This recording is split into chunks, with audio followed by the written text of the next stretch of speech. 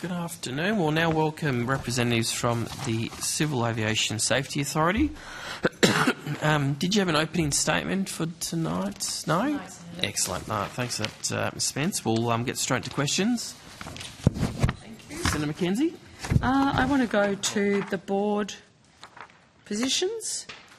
Understand the appointment of Mr Michael Bridge to the CASA board and Deputy Chair expired in September. Has that position been filled? Just a slight correction. Yes, Mr Bridges' position, his term expired on the 31st of September. He wasn't the Deputy Chair. We haven't had a Deputy Chair for some time, but... Are you planning on getting one? Yeah, I was just about to say, Senator. So we now have Mr Adrian Verkerk has been appointed to the CASA board, and also Ms Liz Hallett, who is one of our current board members, has now been appointed as the Deputy Chair. So I think for the first time we've now got a Deputy Chair on the board as well. Okay, so who filled Mr Bridges' position? Mr Adrian Verkerk. Sorry. Did Mr Bridge seek reappointment to the CASA board? No, Senator. Did the Chair of CASA make any recommendations to the Department or Minister about Mr Bridges' reappointment? As I've explained previously, the Chair actually ran a selection process to identify potential candidates, and he made a recommendation to the Minister on potential candidates for the board. We've done this for the last few vacancies.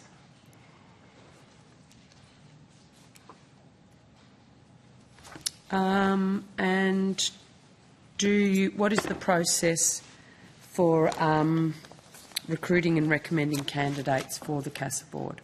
So for the last few vacancies, we've used the executive recruitment agency Watermark, and and they've identified candidates, and there's been a interview process chaired by the chair of our board, including another board member, and a representative from the department was also on that panel the last time, and recommendations were made to the Minister through the department. Okay. I just want to go to some of the licensed aircraft maintenance engineer issues. Yep. You've been at the forefront of significant staff shortages. This is a terrible acronym, LAME. LAMES. LAMES? LAMES. Okay, that gets us out of that. Yep. What's being done about the significant shortfall of the licensed aircraft maintenance engineers within the aviation sector? Senator, we've actually taken a number of initiatives to try and address this issue. There was a report from the RAAA probably maybe about 9 months ago, 6 months ago or 9 months ago, and they recommended that one of the most important things to do was to introduce modular licensing. So at the moment, previously you were required to have all your qualifications before you could actually sign off on aircraft maintenance. We introduced in December a modular licensing model, and I might ask Mr Marcellia to provide a little bit more detail about that and the other things that we've done. Senator Andreas Marcellia, Executive Manager, Stakeholder Engagement. So maintenance personnel licensing sits within my area. Just a bit close to the microphone. I can hardly Sorry, hear you. I'll say that again. Andreas Marcellia, Executive Manager, Stakeholder Engagement Division. That incorporates maintenance personnel licensing. So the reforms that Ms Spence talked about in December allowed you to get a licence earlier, but by not completing study for all different elements of a licence. So typically you would need to complete about 13 modules over 4 years, get experience across everything, and get a licence. The modular licence allows you to study the core subjects, get a licence, begin to work in the industry, and then add to that licence as you progress. So that was the reform that we worked on through last year and introduced in December. And what we're focused on at the moment is some initiatives around how we can help streamline foreign licensed engineers that want to come to Australia, and that's a work in progress. So we have an accredited system up and running in the modular? Yes. We do, yeah. Yes. That was a suggestion of the AAA 9 months ago. How many people have graduated so far? So we think our first one is in the next couple of days, maybe the next week or so. Wow. Yeah. And how many in total are in the program?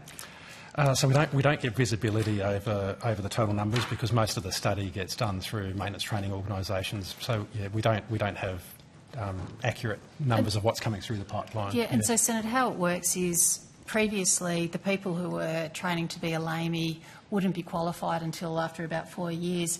Whereas with the modular licensing, it can mean they can stop at an earlier point, be qualified as a licensed aircraft maintenance engineer, start earning some money, and we think, you know, they might not want to go into the more sophisticated type of operations, and so they'll move out to regional Australia and do good things.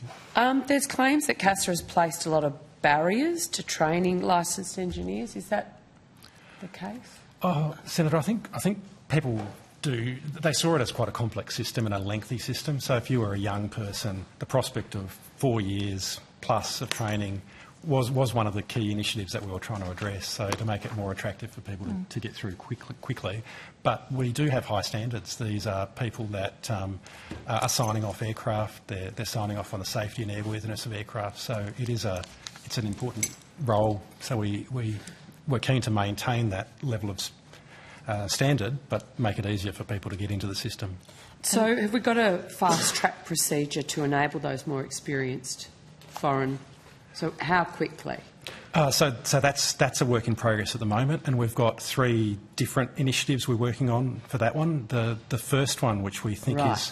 So here I'm thinking we'd actually solved the problem that somebody had been worried about, but we haven't. Yes, so there isn't anything in place yet to fast-track foreign... Look, so the modular licence does help partly because if you come with a foreign qualification, we can say, OK, you match these modules and you can get a licence. So we think it'll help partly. We're doing extra work to say, how can we allow a licensed engineer from another country where there's clearly high standards and good practices work under supervision or under the umbrella of an organisation that we monitor, and we're looking at that as a fast track for a period of 12 months while that engineer studies for a full licence. So and do they have to study in person? No, not necessarily. No, you can choose to, or you can do what we call a self-study, which is you download textbooks and sit exams, or you can go and so join you can be working remotely. You can. And complete your studies. Correct. Yep. How many providers offer that option and what cost?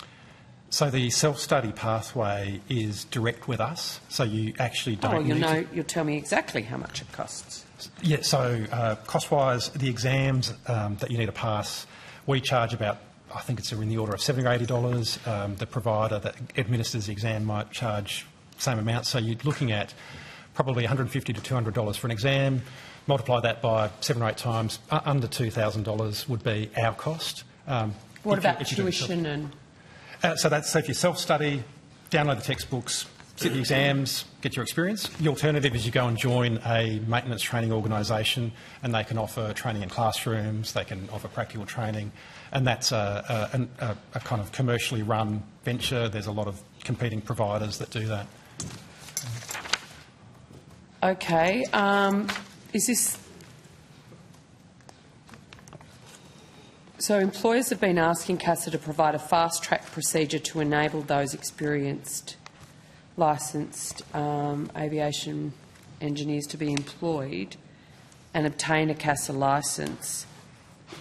And what your evidence here today, which seems to be quite heartening, and I don't want to get too excited too early, is that is on track and you're expecting your first graduate in a couple of days. A couple of days for the modular licence, yeah. So we've got probably 3 or 4 different initiatives running. That first one I talked about, which we think is significant, is in place. We've got a couple more coming down the pipeline which are focused on streamlining even more the internationally qualified people. So that's the pathway that we've been asked by industry to focus on. And that would be the more experienced LAMEs coming into the country, but they don't have Australian qualifications. So how do we make it easier? So, I'm sure there'll be a lot of people in the industry quite excited about that opportunity. I just wanted to go to a series of questions I was asking the department yesterday around the Moorabbin Master Plan approval process. There's, legal advice at 20 paces between Kingston Council and Minister King's department. Given what the changes that were made to CASA and Air Services Australia having to have some oversight in that process post the Essendon accident in, I think it was 2018, I stand to be corrected, but you're nodding, so I'll assume I'm on the right track, without my notes. Did you have input into the Moorabbin preliminary draft report? So we provided advice to the department in February 21 on the exposure draft master plan, in March 22 on the draft master plan, and in April 23 on the revised draft master plan. The revised. Yeah. Ms Spence, and I know this is a decision of government, not CASA, but you are providing advice, and Air Services was quite upfront this morning about their advice. Did you advise the Minister to adopt the original draft? Our advice was around any safety issues rather than adopt or not adopt the master plan. Were the safety issues that CASA highlight addressed by the Minister? They weren't. Usually when we provide advice, it is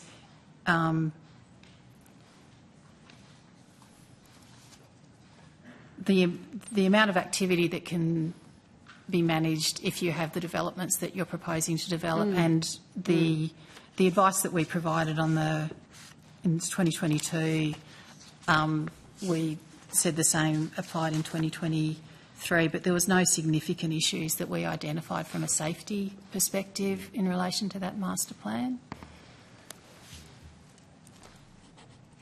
Okay, so CASA, did you consult with anyone on the airport land?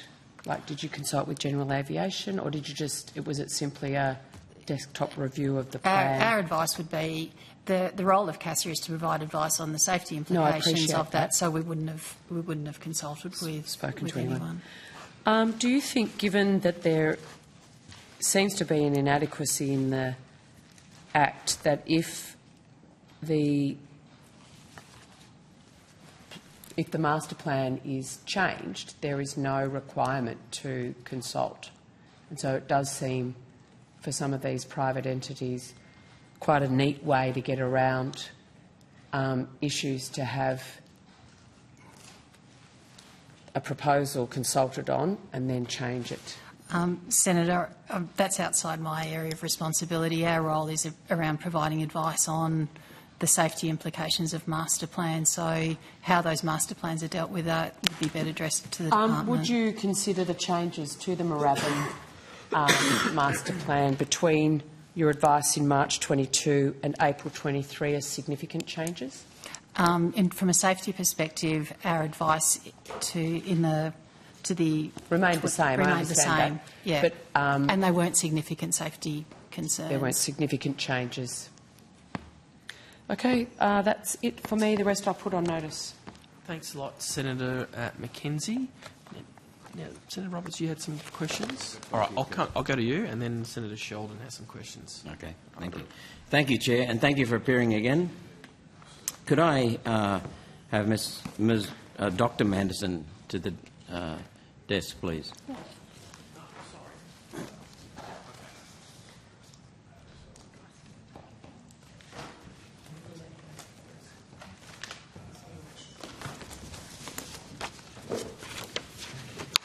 Dr. Manderson, I asked you previously about the risk of myocarditis because you claimed to pilots that there was a higher chance of myocarditis from getting COVID than getting it from the vaccine.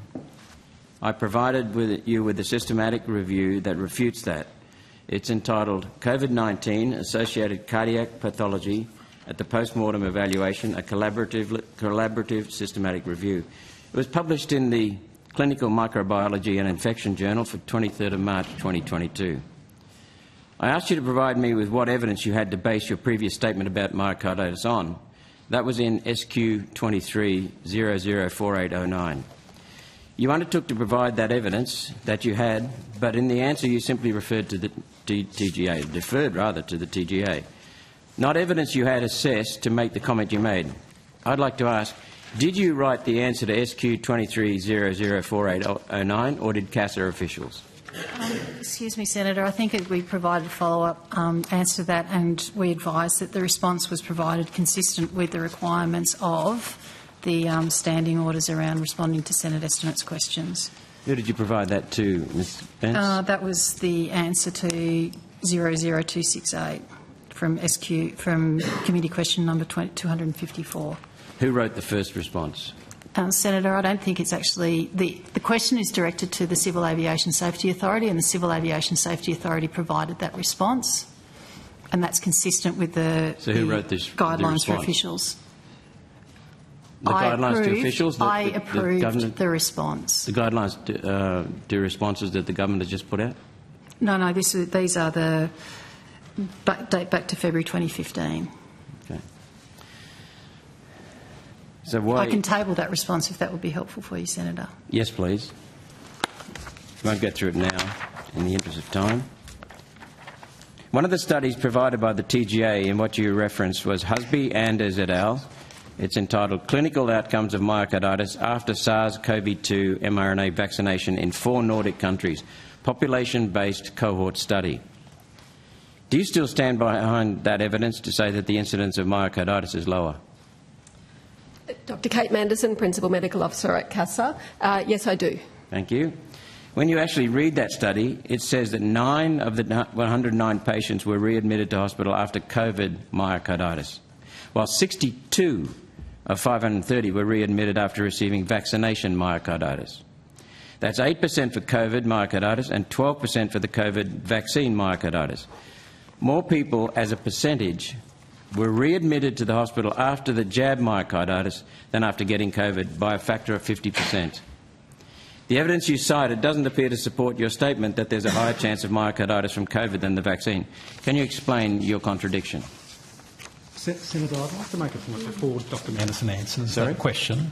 I'd like to make an important point before Dr Manderson answers that question. We have tried to explain on a number of occasions to the committee that CASA's role when it comes to vaccinations is purely related to aviation safety. And I can tell you again today that there is no link to aviation safety from the matters that you're talking about. So while Dr Manderson can express her medical view about the questions you've asked, they actually have no bearing on CASA's role and CASA's remit when it comes to vaccinating the population. They have enormous bearing on Dr Manderson's integrity. Senator, I think that commentary I find quite disappointing coming from a senator, but we will allow... The questions do appear to be out of... Sorry, you'll need to come a bit close to the microphone. I can't hear you, Senator Brown. Senator Roberts' questions do seem to be out of... not for CASA. They're not part of CASA's core duties, so they really need to be asked in another... Minister, in another committee. He's asking about... hang on. Well, just let the Minister finish. Okay, so I'm asking the Chair to rule whether the Senator Roberts' questions are in order for CASA. Chair, I would point out that we have received hundreds of calls from pilots. Yeah. We've received emails, letters, we've had person-to-person conversations, and pilots from both Qantas and Virgin are absolutely terrified of what the injections are doing to some of their pilots. This is a fundamental thing, and it goes back to Dr. Margelis some time ago, and also to Dr. Manderson. Make a comment on Okay. You make a quick comment? Yeah, I do, because nothing the Minister has mentioned goes to the standing orders that anything that Senator Roberts has asked is in breach of the standing orders, and therefore he has the right in this committee to ask public officials who earn a lot of money, more than most of the people around this table, to answer the questions on behalf of the constituency that he represents in this place.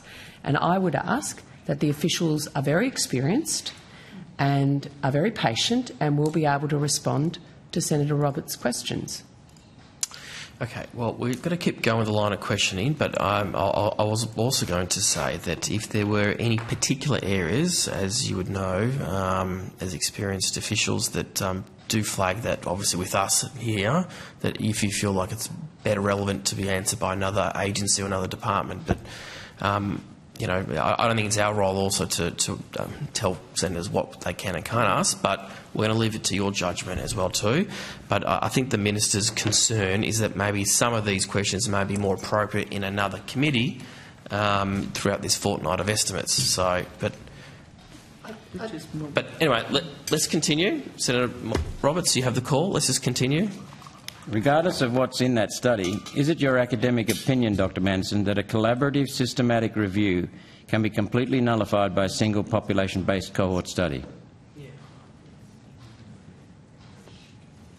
A single population-based cohort study is one piece of evidence within thousands, many thousands of pieces of evidence that have been published around COVID-19 vaccines and myocarditis related to that. It would be scientifically and academically incorrect to rely on a single study or even a single piece of information within a single study to be selectively reported and base an entire policy decision or clinical opinion on that cherry-picked, if you like, small piece of information.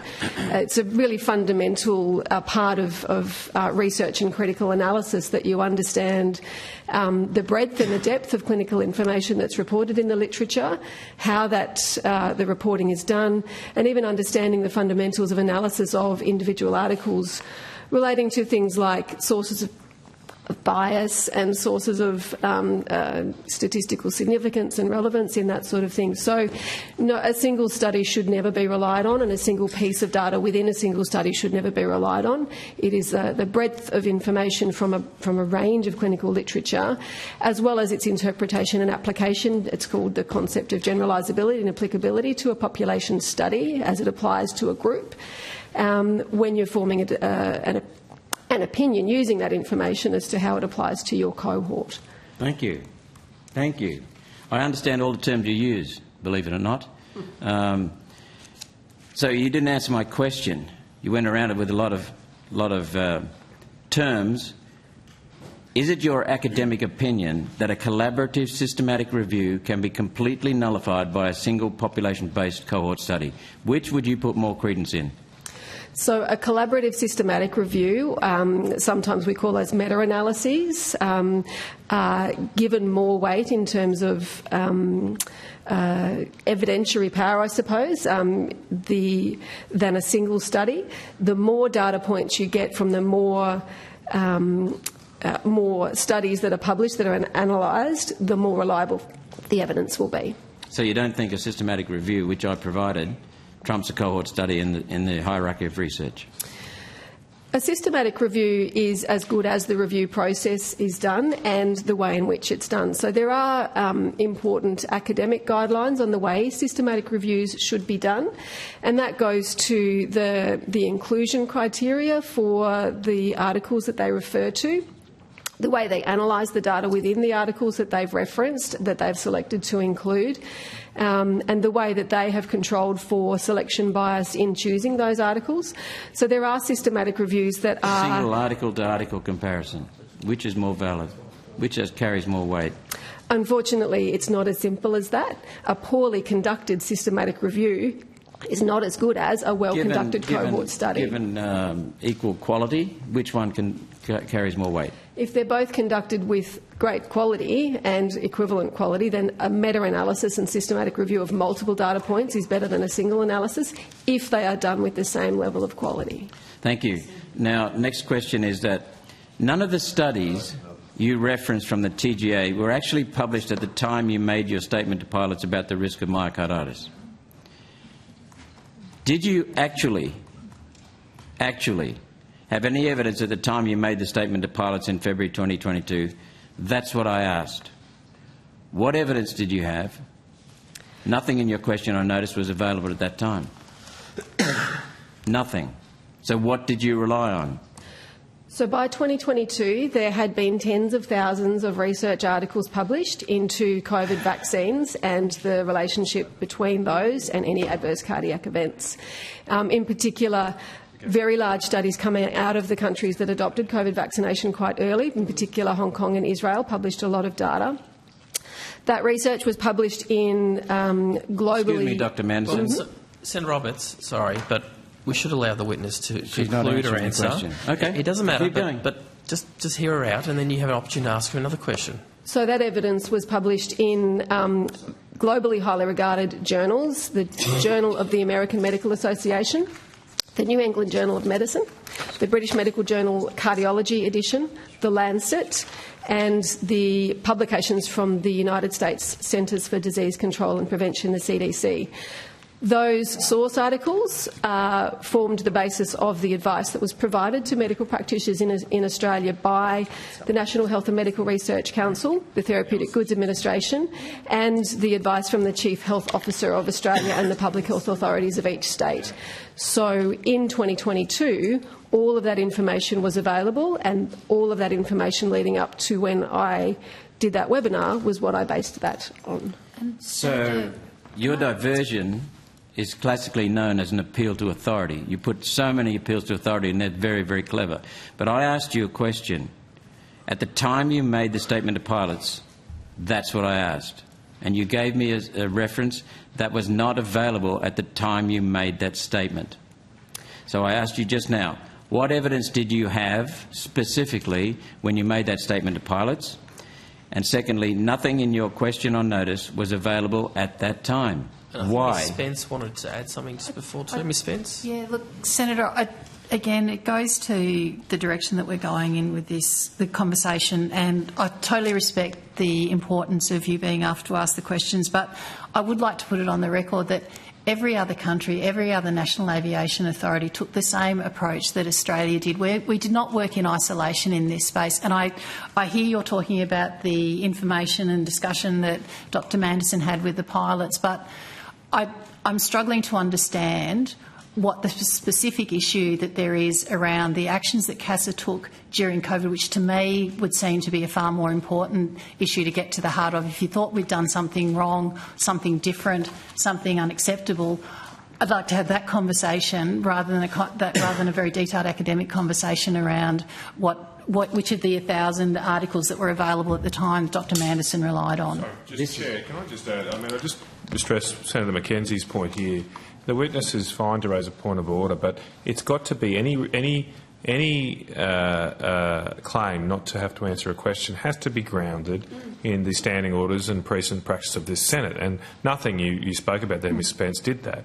So otherwise we're just giving opportunities for people to cover themselves to avoid answering questions. I think Senator Roberts' questions are perfectly fine. They're about public statements made by witnesses, and that is definitely able to be asked about at Senate estimates inquiry. Yes. And I think, Ms Spence, not to sort of summarise, but I also am mindful of time. I don't want to spend too much time on this, but I think the point that Ms Spence was trying to make was that, look, happy to keep answering questions from Senator Roberts. I don't think that's in dispute, but I think she was just trying to see if there's more valuable time, or with the time we have, in helping Senator Roberts answer his other questions. But can we just keep continuing? Because and I don't know where we left to, but Senator Roberts, did you have another question for the witnesses before us? Yes, I do have lots of questions. Yeah. Ms Spence, Senator. you, Dr Margellis, and I think Dr Manderson have all said that the ultimate responsibility for aircraft safety in this country is with you three. With the COVID injections, that's where this all started, it's with you two. And specifically, Mr Margellis, you told me in one of the Senate estimates responses that Dr Manderson is the chief medical expert. That's where I'm going. Is that clear? Is there a question there? Sorry, Senator. I'm responding to your comment. Was I clear? I'm sorry, Senator. I still really don't understand the direction that you're going in. Okay, you don't understand safety. All right. Well, let's continue. Ms Spence, I've asked CASA in November 2023 to do a search of the medical record system in question SQ 23004943 for key conditions, and you tell me that was not possible. Now, that's not true. CASA can do a free text search of your medical records system for key terms and report the amount of times the word appears. In fact, you did exactly that in a February 2023 question on notice, SQ 23003267, where you told me that, quote, during 2022 there were 27 instances of pericarditis or myocarditis mentioned in the clinical notes from medical certificate assessment, end of quote. Have you misled the committee on whether CASA can do a search for the terms I've asked for in the November question, given that you actually did that in February? Senator, if I recall, I answered that question. And what I told you, and I stand by today, is that our medical record system is not designed to capture those specific conditions and diseases in a way that reporting would be meaningful. So while we could search the free text comments of our medical record system for those terms can appear in free text because a patient mentions them in a consultation, because they believe they might have it, because of an actual diagnosis. So we stand by the evidence we gave, which is that our medical record system doesn't capture information on those specific diseases in a way that can be reported meaningfully. And if you'd like to give me the reference of your question, I can reiterate the answer that we gave. It is possible to do a search in your database for the words I've asked for in SQ 23004943, like you did in SQ 23003267. I understand your comments. And you can provide an answer for how many times they are mentioned in the clinical notes from medical certificate assessment in 2022 and 2023. I'd like you to take that on notice and to provide it. Senator, if we do that, it won't be meaningful, but again, we'll take it on notice. But I think what now I'm calling you a doctor. Congratulations. Mr Marcellia was saying was that any reference would pick up, but it doesn't mean that it's actually related to that particular condition. So, and if I've got 4943 in front of me, Senator, and at the end of that question we say providing the information requested would require a collation of free text information from tens of thousands of records and would be an unreasonable diversion of resources. Okay, thank you. Has CASA been provided with the guidebook circulated by the Department of Prime Minister and Cabinet giving advice on how to answer questions on notice? Not that I'm aware of, Senator. Certainly not drawn to my attention. I did hear the questioning yesterday, but I haven't seen the circular that was referred to. So, when we go back to my first question of Dr. Marjayas on what authority... Sorry, did I mispronounce your name? It's Mr. You've promoted me to a doctor, thank you, Senator. But Mr. Is that a promotion? Mr. Marjayas, on why, under what authority Qantas and Virgin injected their pilots with an untested gene therapy-based treatment that had not been approved by the TGA, not done testing by the TGA, nor by the FDA in America. You said you relied upon experts. I said, which experts? You said experts. Which experts? Experts. Which experts? Experts. And then you said, when I said which experts for the fourth time, I think it was, you said international experts. Dr. Manderson, which experts' advice did CASA rely upon for turning an eye away from the mandated injections of healthy pilots with the COVID injections? So, Senator, I'd like to correct the statement you've made, because what I recall, and if you tell me the date, I've got the Hansard in front of me. What I recall telling you was that we had no role in intervening in the Australian government's public health response to COVID, and we did not intervene to prevent the vaccination of pilots, just like we do not intervene in the prevention of any other administration of any medicine or any vaccination. So if a pilot was to have an adverse reaction to a vaccination, the aviation safety response to that is that that pilot excludes themselves from flying. So that's what our procedures are based on. We have no role in intervening in public health responses, mandating or not mandating the administration of vaccinations or any medicine for that matter. The Prime Minister, Scott Morrison at the time, said every night for about a fortnight there are no vaccine mandates in this country. Now, that was a lie. But what I'm asking you is not whether or not you're going to interfere in a vaccine mandate. What I'm asking you is what were your reassurances that these vaccines, these injections, would not be unsafe to pilots? Did you do any high-altitude testing? Senator, what are the results of that? I'm asking Mr Marjaz. And Senator, as responsible for the organisation, we treated the COVID vaccinations the same way that we treat all vaccinations. We do not do our own independent testing. What we do ensure is that the system works, that if there's an adverse reaction, then the pilot would not fly. So and can I be very clear here, Senator, and as we've said, I think at the last 5 hearings, there has not been internationally any evidence of any pilot being incapacitated as a result of a COVID vaccination while on duty. There are 1,000, I was told by a lawyer working with Southwest Airlines in America, 1,000 pilots cannot pass their medical since getting their COVID shots. That's not what I said, Senator, was that there has not been a single example of a pilot being incapacitated on duty as a result of a COVID vaccination. Senator, if you've got more questions, I do need to move the call around. I have got some more questions, but if you move it around and come back to me, that's fine. All right, well, I'm going to hand the call over to Senator Sheldon. Senator Sheldon, you have the call. Good, thanks very much, and good evening. I just want to go to some questions regarding fatigue and pilots in particular, so if we've got the right people there.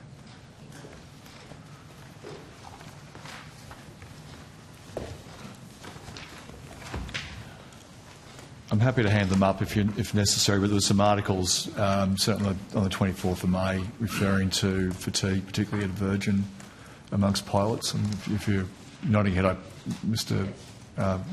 Patel, is it? So I'm really going to have to get better glasses. It's not.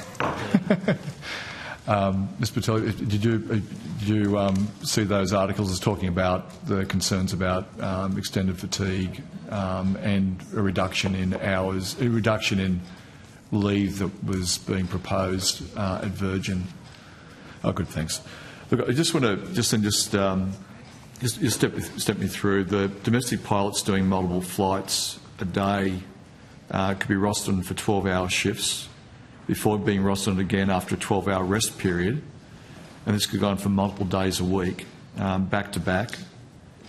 I'm also aware that there's, as I understand it, that there's an on-duty period, which is that 12-hour period. Sorry, on duty. It's about being flight time of the 12-hour period, and then there's on duty, which people could be on either side waiting to or coming off duty and coming off flight time. Well, I'll get this right if I start again. So we've got 12 hours of flight time. There's a question about the 12-hour flight time, 12-hour break, 12-hour flight time, but those breaks can be interfered with by duty time, and that duty time could be when you're on call, for example. There are other circumstances, let alone, of course, travel time and those sorts of things, which would be a natural thing coming to and from work. I'm sort of mindful that that there's a whole series of studies about fatigue on people doing shift work. I'm sure you're aware of a whole series of those studies, and whether it's the study from NASA and the work scheduling and fatigue management, whether it be even if I go to the website for Transport New South Wales, they do a blood alcohol content for people that are working not rosters, but if they're in a car and driving for more than 17 hours, then that's equivalent to a blood alcohol content of 0.05. And that's not when you're taking into account fatigue from doing multiple shifts. That's just one person working a normal 9-to-5 job one day decides to go and drive for 17 hours. So the fatigue question for pilots is more cumulative. The fatigue question for people on shift work is more cumulative. You've got 12-hour flight time, and then you've got the on-duty time on either side of that. So it does raise serious concerns when as I understand it from the reports and those articles, that there had been discussions with Virgin on a couple of occasions about trying to rechange their rostering system. There was, as I understand it, parties that saw this as being a problem, both the parties. They're also aware that it would require a series of ongoing discussions taking into account fatigue and operational needs. As part of an interim arrangement, because of the company's own understanding of the difficulties of their rostering system as it stood, they gave them 6 extra days worth of leave to try to cope with time off, so they could actually get there and get back to able to work in an appropriate shift. The other point is that when I look at the one of the studies that was done into hours, and particularly when you go from from different hours within from different shifts. So the NASA on work scheduling and fatigue management said the likelihood of accidents, incidents double, I'm paraphrasing, doubles for hours of a shift past 8 hours. And they also went to, which I can go to some more detail, but I won't do it right now. They also looked specifically at pilots as well. So what's the steps of dealing with Virgin and other companies on their rostering? What's the steps that CASA takes about the issues that have been raised? And you're probably aware of the series of survey results as well. Thanks for the question, Senator. Matthew Patel. Yeah, it's a long... Executive Manager, Regulatory Oversight Division, almost as long as my title. As you've pointed out, Senator, fatigue is certainly a complex science, and Virgin operate under a fatigue risk management system. So within our fatigue rules, a less complex operator might operate through what we call the appendices, where it's a lot more regimented and based on, as you say, length of shift, the time between shifts, even the time of starting becomes critically important. Under a fatigue risk management system, all of those things are also considered by the operator in assessing the risk associated with fatigue. And as I say, Virgin operates under a fatigue risk management system which has been approved by CASA. Obviously, with those articles, speaking with my team to understand, have we had any reports? What I'm informed is that the rostering for Virgin, as we understand it, had quite some... they weren't reaching their limits to their fatigue risk management system, and then there's been adjustments to their roster where they're getting closer to the limits of that fatigue risk management system. Whilst that's the case, we have seen, for example, the last roster period, we understand that 45 crew removed themselves from duty due to fatigue, and that's a great example, I think, of the fatigue risk management system working. I think all of those examples you gave, Senator, it's very difficult, and particularly because I'm not a fatigue management expert, it's very difficult to understand the example. Certainly happy to take that on notice, and we can seek advice from our risk management experts. I don't know if my colleague, Mr Campbell, has anything else he would like to add. Thanks. Steve Campbell, I'm the Executive Manager of National Operations and Standards, and I sort of come to this with former experience in a fatigue risk management system as a pilot representative, and you're absolutely right, it's a very complex area of fatigue. What suits one person may not suit the other. So, as Mr Boutel said, under CASA's regulation, it's quite standard elsewhere around the world. We have a number of sort of prescription-led appendices, and if you operate under them, start time and length of duty how many sectors you're flying, or controlled in a very prescriptive manner. But as an operator gets more mature in fatigue management and applying more mitigators around what they're doing, more training, more pilot awareness, there's scope there under the FRMS where they can look at sort of more hours here, less hours there, and whatnot. And that could be slightly longer duty days compared to the appendices, but it'll be mitigated by certain factors. I can't speak to what Virgin have in their FRMS, but that's the intent. And I think overall the important aspect is that the pilots are able to not accept a duty when they're feeling fatigue. And I think that, for me, from an ex-pilot point of view, is most critical, is that if I say I'm not capable, that there's no repercussion and I can do that safely. Mr Campbell, can I just put to you that in both the aviation industry and then I'm not suggesting you make any comment about this part of it, but in the trucking industry, and there's a wealth of advice to say that pilots' capacity to make that individualistic decision is extremely limited because people are worried about how they'll be seen for promotion, how they'll be seen for demotion when other issues might arise, how the management might see them. The fact that they might, well, actually the company's actually got a system that is so frail, the way that they've built it, in case of rostering, that they also have a choice between either the company not performing its duties to keep the company viable, which is an economic input not just for the company but for the worker itself if something goes wrong, if the company can't actually put planes in the air. So there is a combination of pressures on somebody not to report. So the reason why CASA and obviously organisations should be putting in proper rostering systems is that the vast bulk of people, and all the evidence I've seen, says that when you leave it to the individual, then that doesn't mean the individual is going to be able to exercise their right because of management pressure, management consequence, perceived management pressure, perceived management consequence, the reputation of the airline if a plane can't get off the ground, the knock-on effect some other pilot could actually be required to take on the job. There's a whole multiplier effect. So we put regulations in place about hours for good reason.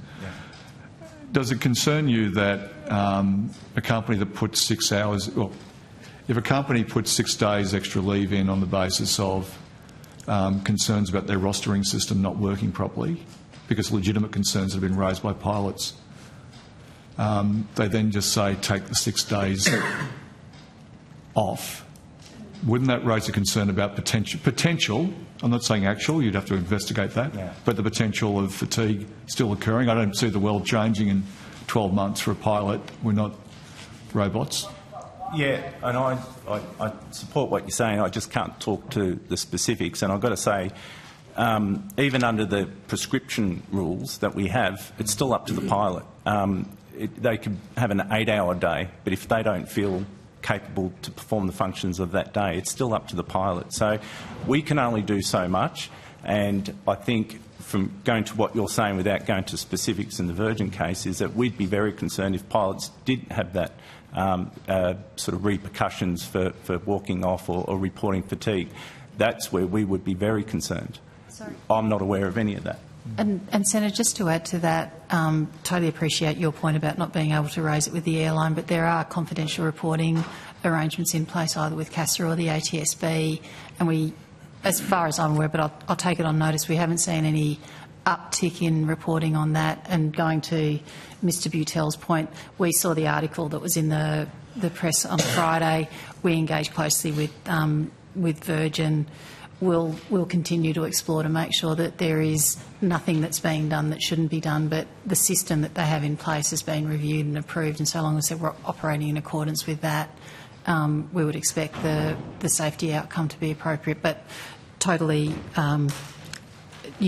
take your point, it can't be down to the individual. The system has to actually support safe outcomes, and that's how we've set the FRMS arrangements in place. And you've seen, there was two questions. One is you've seen the reports that a number of pilots are certainly in surveys, certainly in surveys carried out, saying that they do have a fear of reporting. So Virgin saying they don't have a fear is not the same as what the survey is saying. And the second issue of deep concern, and that is that they're taking 6 days out. Like, putting aside their rostering problems that they've had for some period of time now, considering the fact that Virgin and the pilots came to a solution as an interim measure whilst working those rostering problems out, that they put 6 days in as additional leave. Don't you... I mean, it would be alarm bells to me that what was so right then 2 years ago is so wrong now, that they aren't fatigued when we all agreed they are very fatigued. Yeah, and I think, Senator, the issue for us is I think the 6 days was on top of what was actually agreed in the original fatigue risk management system. But if it's all right with you, I'd like to take that on notice and just confirm that that was essentially what we approved didn't include those 6 days to start off with. So, and that'd be the bit just to make sure that how they're operating now is still consistent with how we approved them to operate in the first place, which I know is not quite your question, but from our point of view, that's something we would just need to look through. It's a very, very important point you're making, and that is that CASA being informed by what Virgin told you about the rostering arrangements, that you approved it in good faith. I'm not saying you personally, but the organisation, agreed with it. I'm putting in good faith. Virgin and the pilots came to a conclusion that that wasn't enough, that it had to be 6 extra days, which means that, in effect, on what Mr Campbell's saying, that to some degree with Mr Campbell putting words in your mouth, but that the system is robust enough to actually change. They all decided Virgin decided what they originally put to you wasn't sufficient. They increased it by 6 days. Now you're saying they made the wrong decision about actually making the right decision. I'm not saying that, Senator. I'm just saying we need to understand exactly what's happened, and I wouldn't like to question the decisions that were taken previously or whether there was additional information that was found. But as I said, our understanding is that the way they're operating is consistent with the fatigue risk management system that we approved.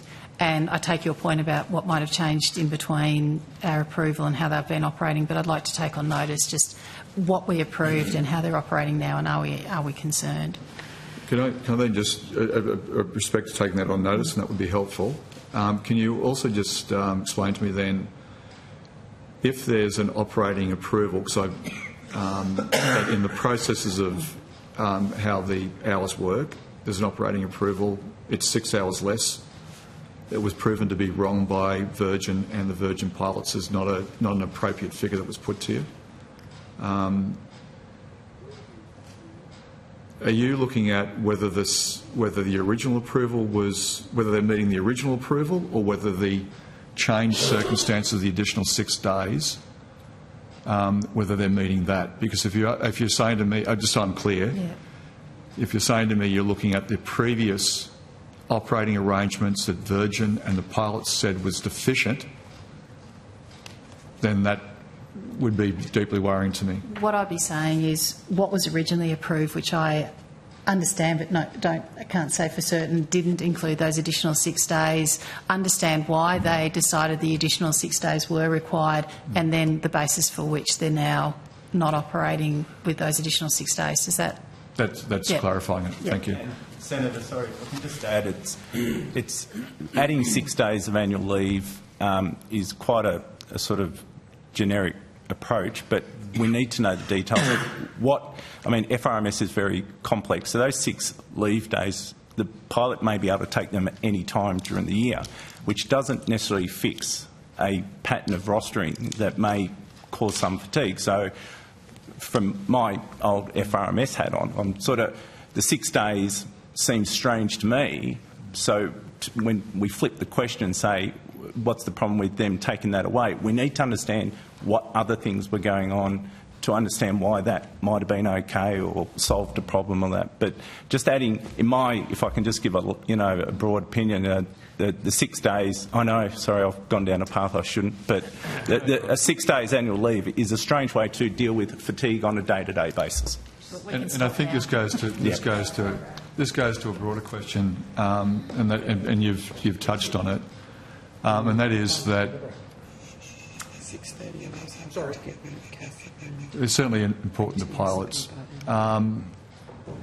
that the 6 days that have been added as an interim measure was never the ultimate solution. I think pilots or even Virgin recognised. Right. So I think you've reinforced my point, and that is that if you're going for something that's not good enough, it's already been approved, which is not good enough, but they've put some interim measures in. It's not only about the 6 days, it's about what they're doing to actually deal with fatigue. And now they're not appropriately dealing with fatigue at all. In actual fact, they're making it one step worse by taking the 6 days off. My point is that's my is just we need to understand the context behind all that. We'll take that on notice. Breaking it down the way I think we described it before.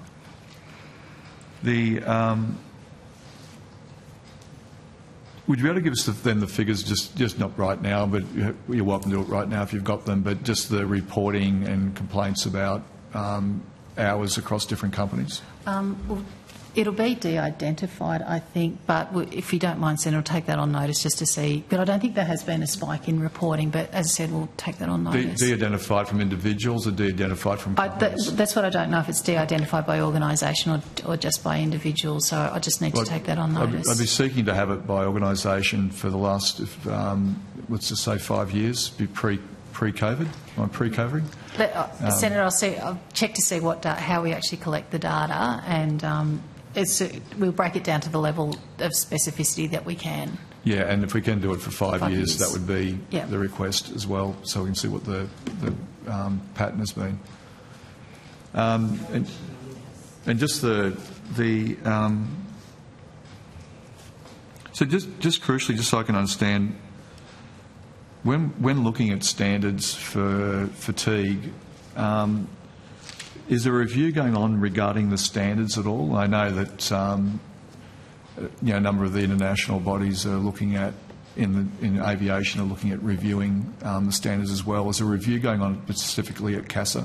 The closest would be, Senator, we have discussed the need to do a post-implementation review for the fatigue management system that we have in place, but we haven't set a specific date for that. But we have engaged with, I think, some of the pilot associations to indicate that will need to be done in due course. Is there a rough time frame? Is that in the next 6 months or is it the next 6 years? I think it'd be more like in the next 12 to 18 months. For the first meeting or for the review to be completed? For the review to commence.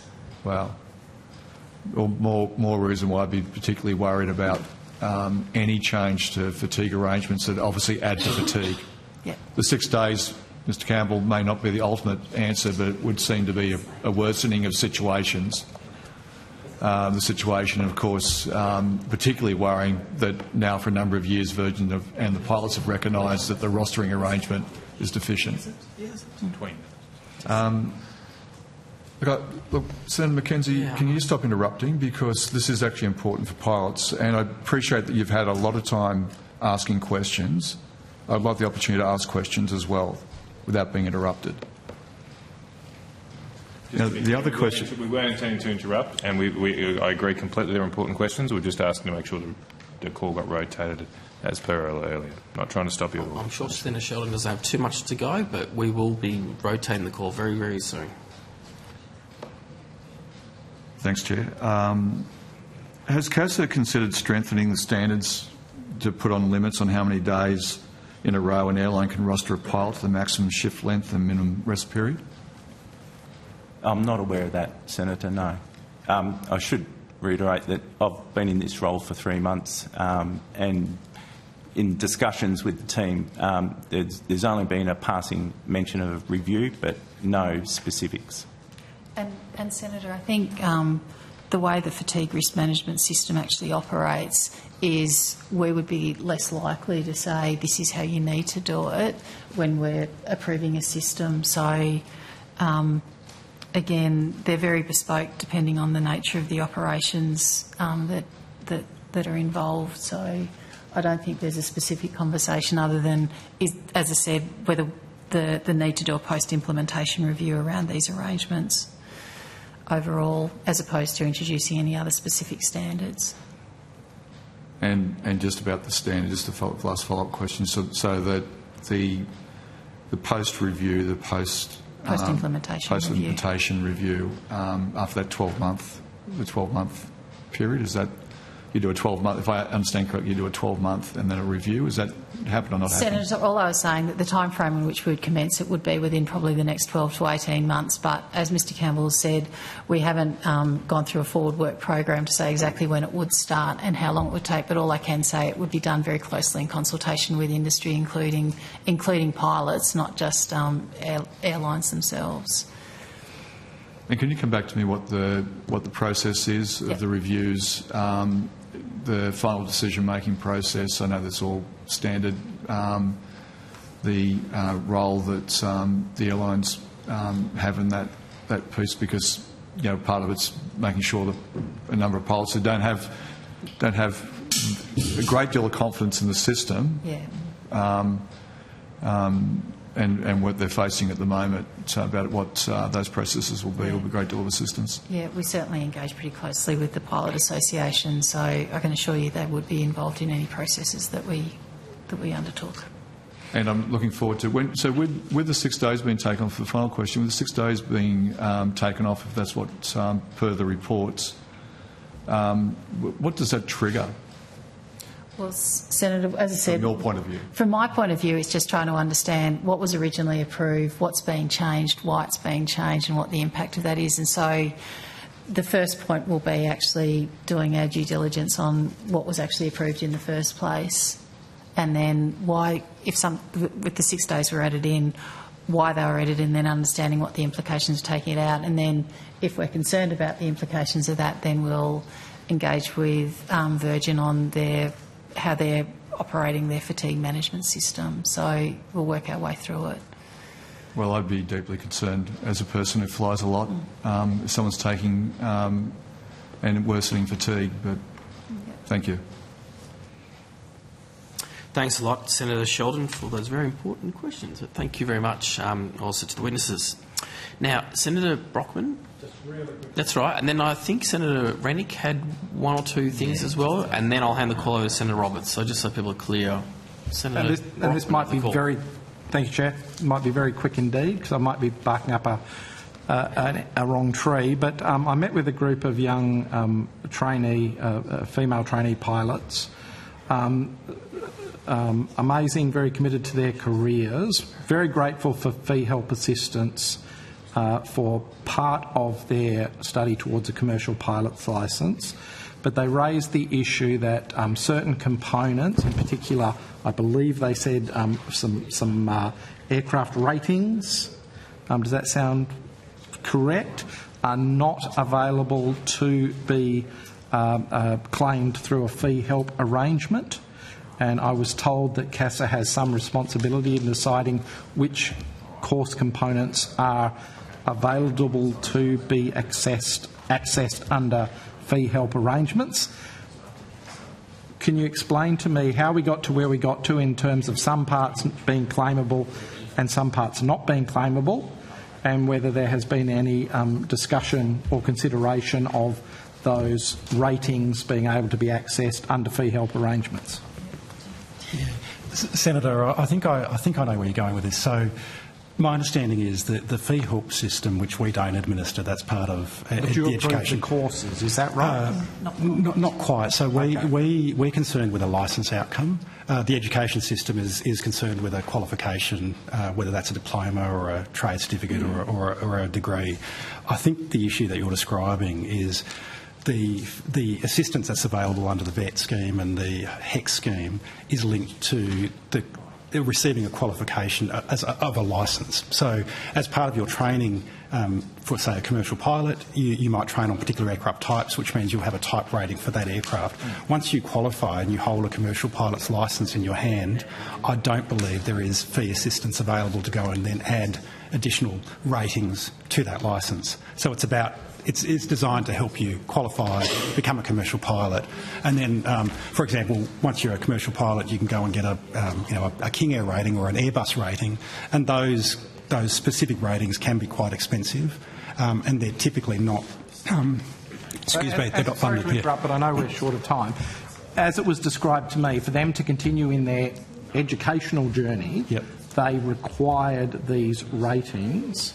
So it wasn't really part of their career starting, it was part of their education.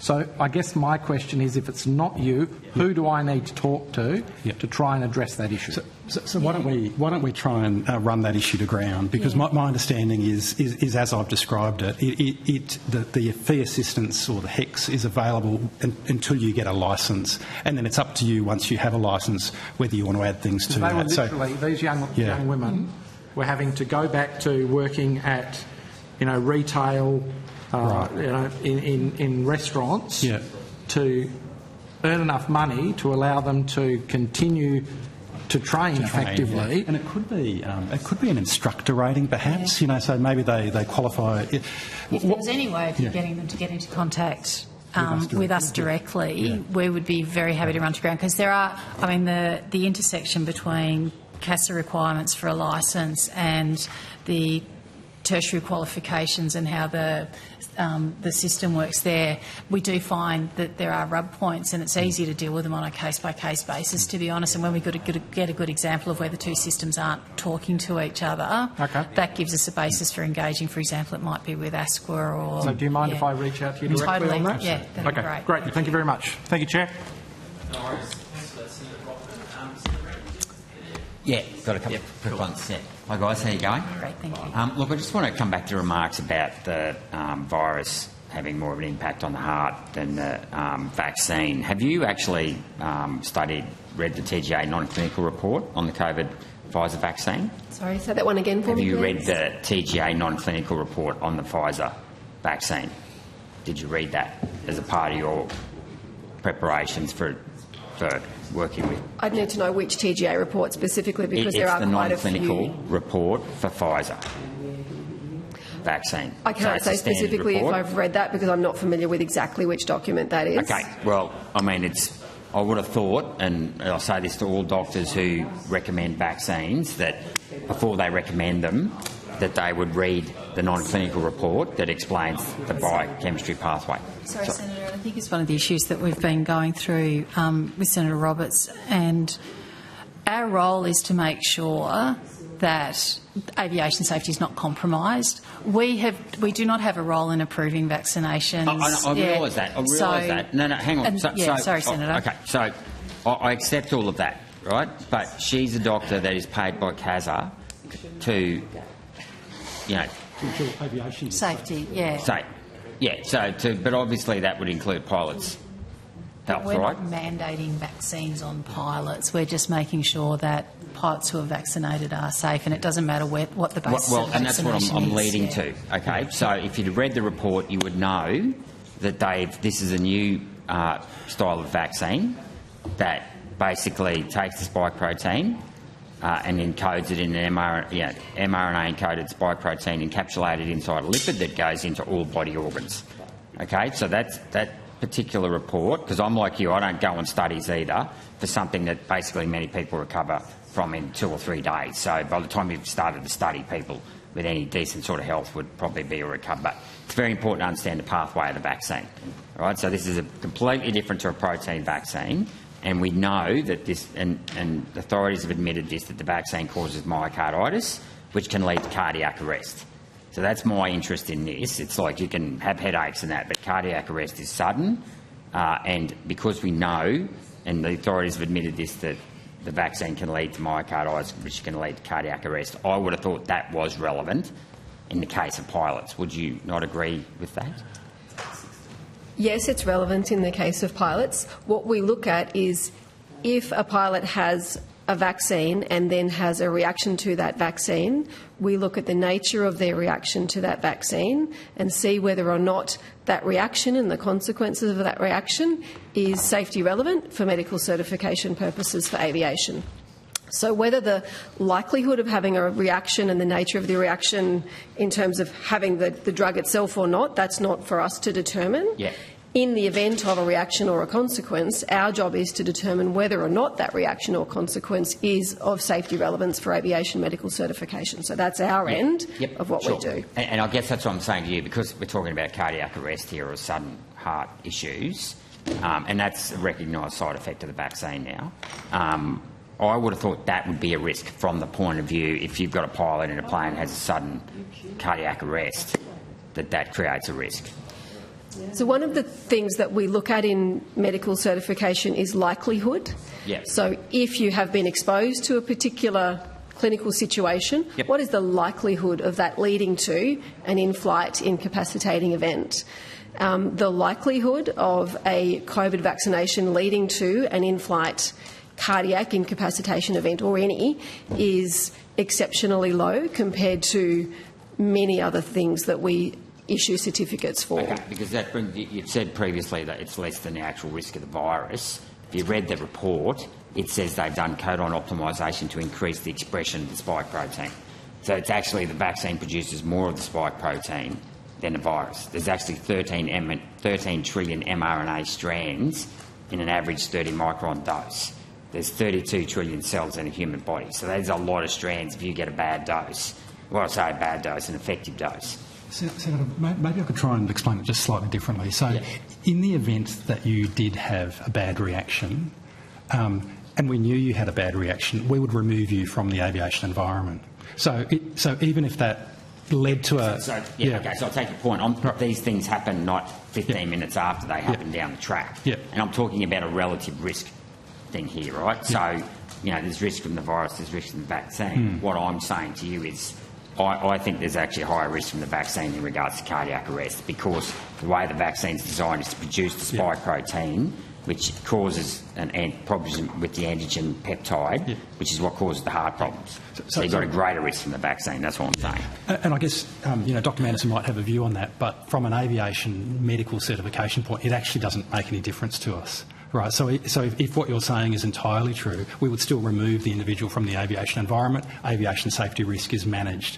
That person's health risk and ongoing things, that's not a concern for us. So in some ways, it actually doesn't matter. I guess some symptoms are obvious and others aren't. And that's what I'm saying about cardiac arrest or sudden heart stroke sort of things. They come further down the track. Anyway, I'll leave it. Thanks for that, Senator Rennick.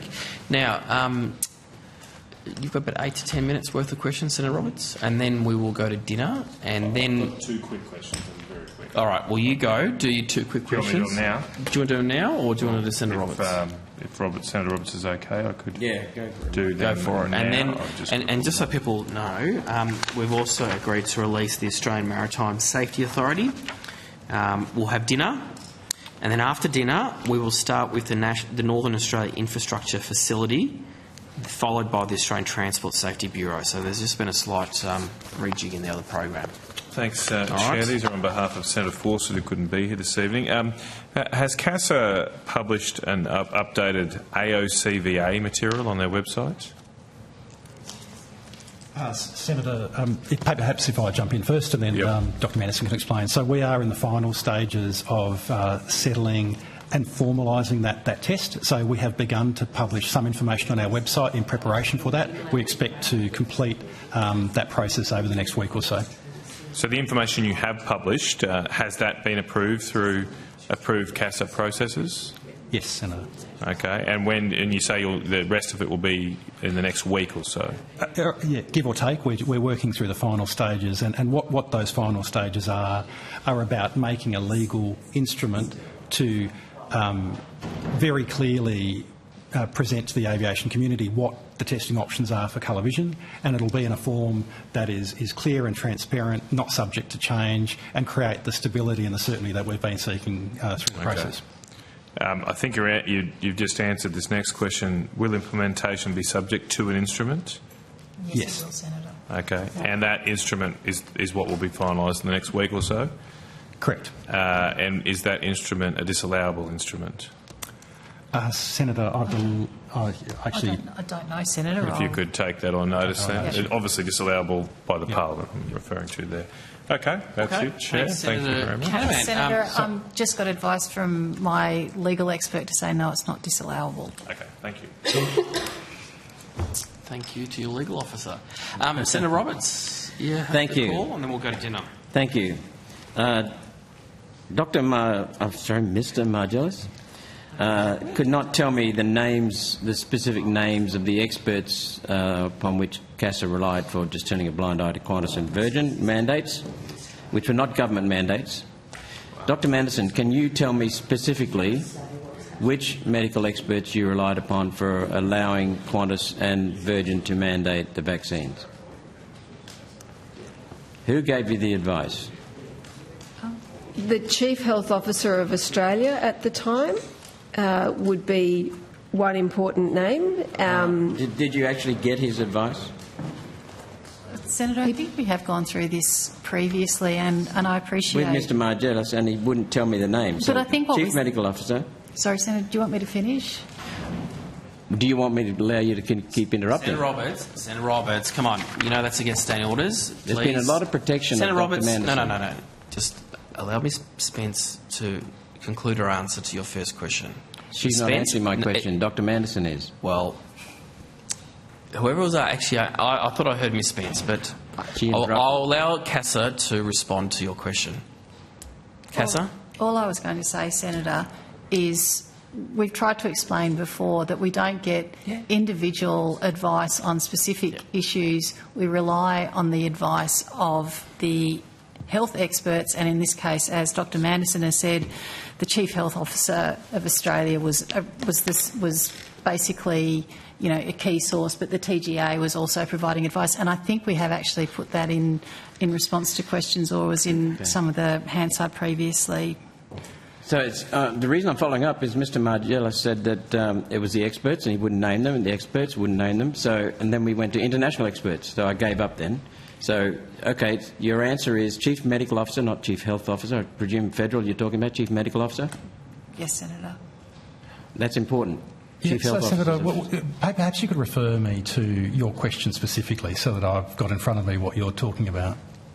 Your answers... What date was that? I can't Because remember I've got Hansard in front of me. I can't remember the date. You can't remember. So my recollection of the conversation was that you were asking me on what basis we were taking the actions we were taking, and I told you that we were taking no actions to intervene in the Australian government's response.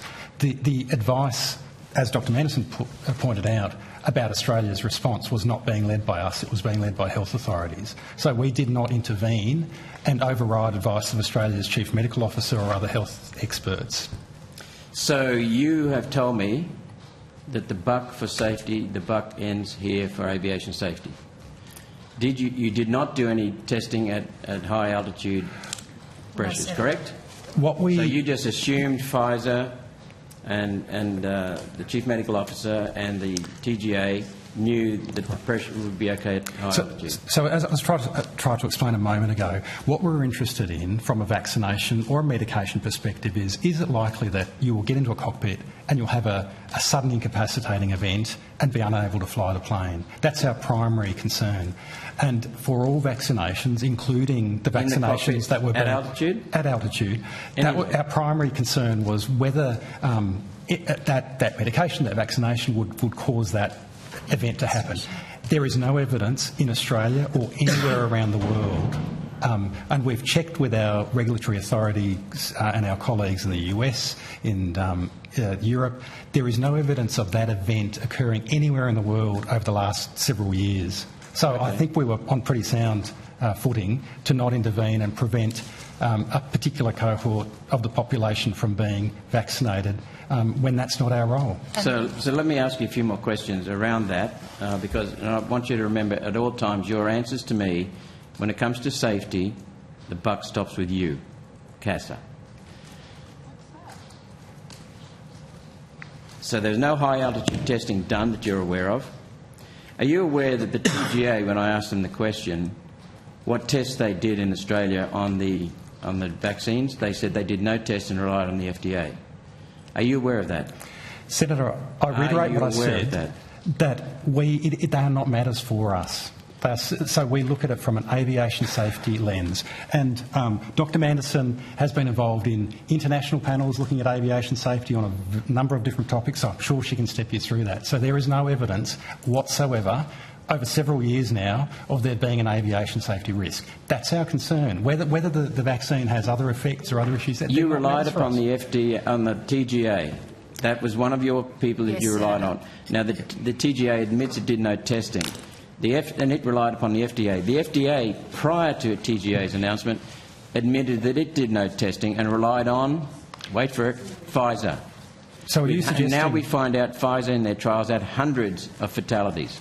Senator, I don't know how many times we can say this, but we treated the COVID vaccinations the same way we treat all vaccinations, and we don't do individual independent testing. But okay, let me continue then. Yes, Senator. Are you aware of AstraZeneca being withdrawn? Yes, Senator, but I think, Senator, sorry, I don't think it's quite as clear-cut as saying it's been withdrawn. They're no longer using it. It wasn't because they're around of an efficacy at the time, but now they're no longer producing it. But yes, we are aware. Blood clots say anything to you? What about Novavax? We understand that's been withdrawn just recently. I wasn't aware of that one, Senator. Okay. Excess deaths, 13%, in line with the COVID injections. Before COVID outbreaks in Queensland and Western Australia. What would make you investigate whether or not pilots are suffering from COVID injection adverse events? Because you don't do testing on pilots, you rely upon pilots to turn themselves in. Senator, what would make you investigate it? Senator, the only thing that would make us investigate if there was an adverse reaction in the cockpit which could be directly attributable to a COVID vaccination. And what about if I told you that pilots are telling us that they know of mates who've had adverse events but they won't speak up for fear of losing their job? I would encourage them to report on the confidential reporting arrangements that I mentioned, both with us and with the ATSB, because we're not getting those reports and there are mechanisms for them to do that. Okay. With pilots losing their jobs, I wonder. Is that all you got? Excuse me, Senator, as I said, they're confidential, so they don't need to report who they work for, but just giving us the information if that's actually occurring would be incredibly beneficial. Given that CASA use more minutes. Sorry? One more. Austroad's fitness to drive as a guideline for recertification for TIA or stroke in Class 5 medicals, on what are the Class 1 and 2 medical recertification guidelines based, and do they differ from Class 5 guidelines? If so, and how and why?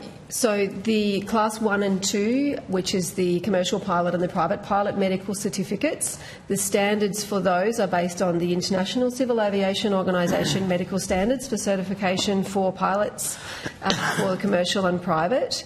They're quite different to the domestic Australian Class 5 medical certificate, which is not an ICAO certificate and doesn't need to comply with those medical standards. So Class 1 and Class 2 reference the international pilot standards. And Class 5, you make up the standards?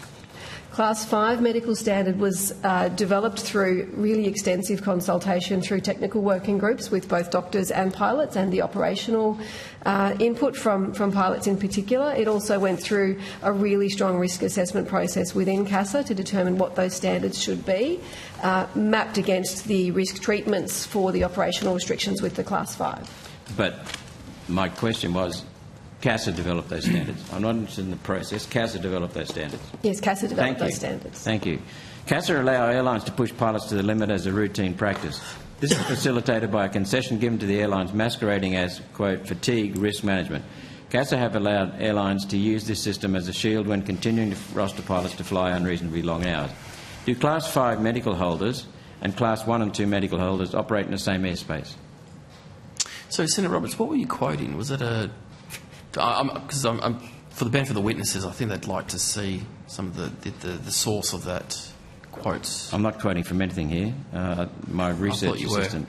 Okay. No, I'm not quoting. Oh, okay. I was quoting the fatigue risk management title. So, for the record, we don't agree with the statement you just said.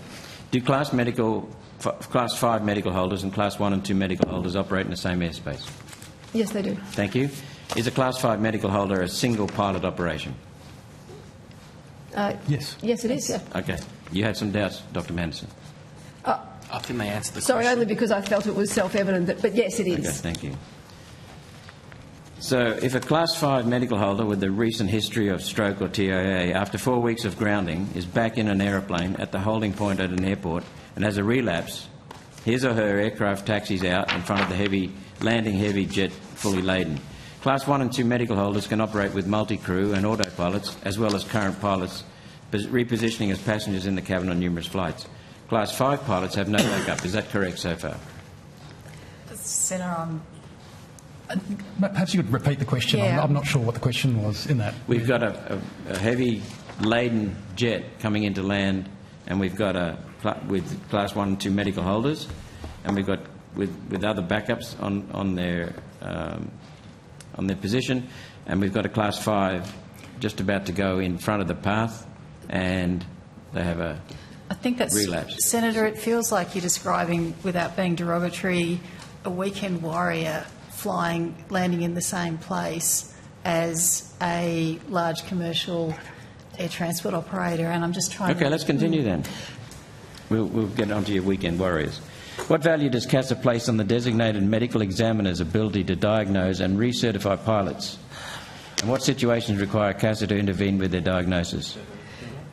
So the designated aviation medical examiners are absolutely fundamental to us being able to make safe decisions about issuing medical certificates. They are the doctors that perform the examination and interact with the pilots and air traffic controllers at every medical certificate renewal application, and we trust their assessment as clinicians as to whether or not there is any medically significant or safety relevant medical condition present in that pilot or air traffic controller applicant, and we take their clinical information and their advice when we decide whether or not to issue a medical certificate. Why then is CASA advocating self-certification for Class 5 medicals, as I understand it? Senator, we're not advocating. What we're presenting is options for different types of operations. So a pilot that chooses to operate with a single passenger in a light aircraft can choose a Class 5 certificate, or they can choose any other certificate. So we're not advocating any particular medical. We're creating options and different pathways for different pilots in different circumstances, and those circumstances are adjusted based on risk, and the level of medical certification. And Senator, this has been a matter that's been under debate for a number of years around CASA being a proportionate regulator and people being able to operate the way, putting restrictions around, identifying if we say that under the Class 5 medical we put restrictions on the way in which you can operate, therefore you can operate within those constraints, and then we will review to see how that's working over time, and we're monitoring it closely to make sure that we're auditing people's self-declarations and the like. So I think people do expect us to be a proportionate risk-based regulator, and I think the Class 5 medical is an example of how we can do that. So that's what I'm exploring here.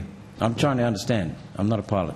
Considering CASA AVMED can override opinions of consulting physicians and specialists during the medical renewal process, how could the view of a CASA AVMED doctor come to its own diagnosis of an individual pilot in the absence of face-to-face consultation overrule the opinions of independent specialists and consultants? Is that possible?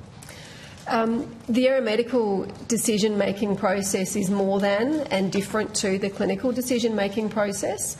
So our medical assessment process that we're required to follow by the Civil Aviation Safety Regulations and the ICAO standards and recommended practices is that we take all of the advice that's available from all of the clinicians, including their expert opinions, the investigations and reports that are available, the medical examination from the DAMI, and we apply that information against the medical standard for medical certification. The key difference is that the medical specialists who are seeing the patient and the patient pilot or controller, they are performing an assessment of the medical status of that person as a clinician for diagnosis and management, but not for aeromedical risk assessment and not for medical certification processes. So it's quite a different role and a different process.